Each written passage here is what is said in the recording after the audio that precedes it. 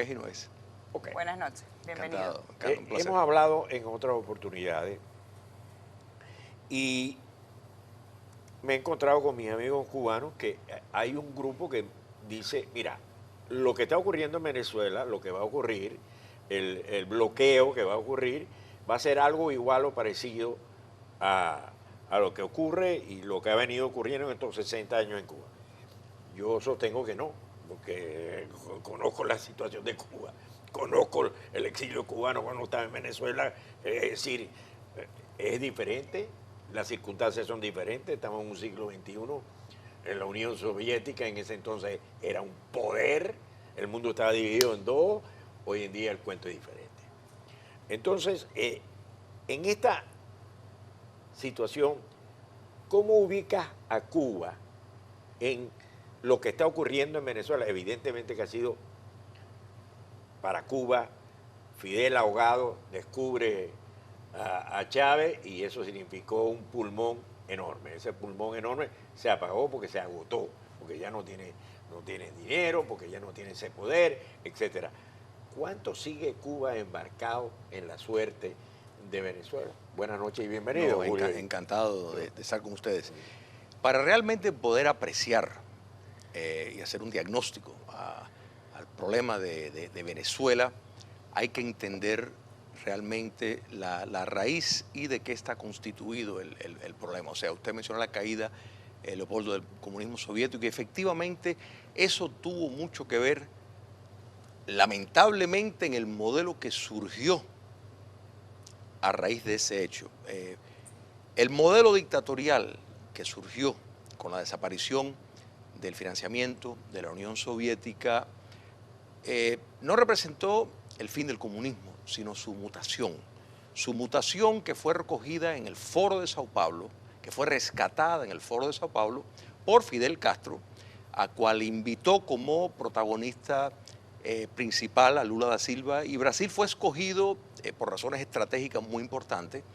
Perdón, cuando él ve que se cae el movimiento de los no alineados, que era el sostén de países como Cuba, el Foro de Sao Paulo era la gran posibilidad y pegarse a dos enormes tetas económicas, la del Brasil y la del petróleo venezolano. No, pero el problema va más allá, porque es que hay un modelo dictatorial que surge desde ahí. Por ejemplo, se abrazó la noción gramsciana de Antonio Gramsci y del Colegio de Frankfurt de iniciar la larga marcha por las instituciones, o sea, un concepto de que fue lo que trató de utilizar Salvador Allende, hay que entender, o sea, que es el modelo de Salvador Allende, excepto llevado a una perfección donde aprendieron de los errores a través de la década de los 90, que fue el terreno donde se preparó y tuvo su primer prole en Venezuela. O sea, defenestrar... Allende, el gran error de Allende fue las Fuerzas Armadas. Bueno, pero es que las Fuerzas Armadas fue el mecanismo que evitó que el comunismo internacional, a través de los 60 y los 70, tuviera un éxito. El único éxito que quedó en el continente fue Cuba comunista. Y eso fue porque fue enfrentada por las armas, no solo ideológicamente, sino por las armas en los lugares donde tomaron el poder, fueron sacados, y en los lugares donde estaban combatiendo para el poder, fueron vencidos militarmente.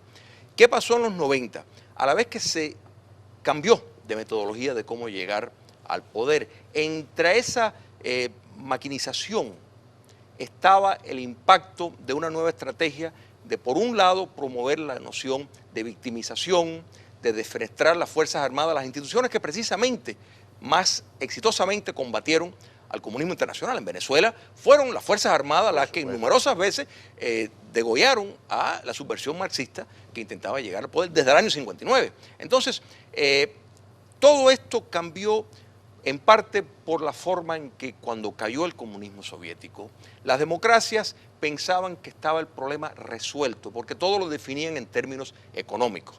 Entonces dijeron, incluso pensadores como Francis Fukuyama, que decía, bueno, este es el fin de la historia. Ya, por cierto, te recomiendo el último libro de Fukuyama, que es muy interesante. sí, no, Es un frenazo que da, pero es muy interesante. pero demostró, él realmente captó un pensamiento que corría, que decía, bueno, esto no se puede superar, el capitalismo ha ganado, la economía de mercado funcionó, sin darse cuenta que el nuevo modelo dictatorial y que ya en otro sentido China y Vietnam pues iban perfeccionando, que un Estado leninista dictatorial perfectamente puede jugar en el mercado, tolerar determinado movimiento de propiedad no estatal y seguirse los directrices, mejor dicho, del poder dictatorial comunista.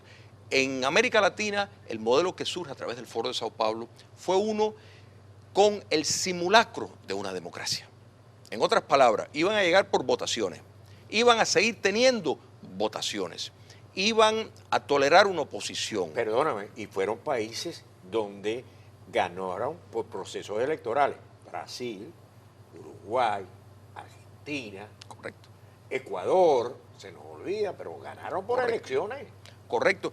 Y cuando miramos los casos donde no hubo una conquista absoluta del poder, nos preguntamos por qué. ¿Por qué no ocurrió en Brasil?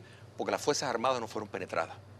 Entre ellos, el presidente actual era parte de la inteligencia militar que frenó una serie de movimientos para cooptar y penetrar a las Fuerzas Armadas. Honduras fue rescatada por las Fuerzas Armadas que, obedeciendo a la Constitución hondureña, pudieron hacer una reversión.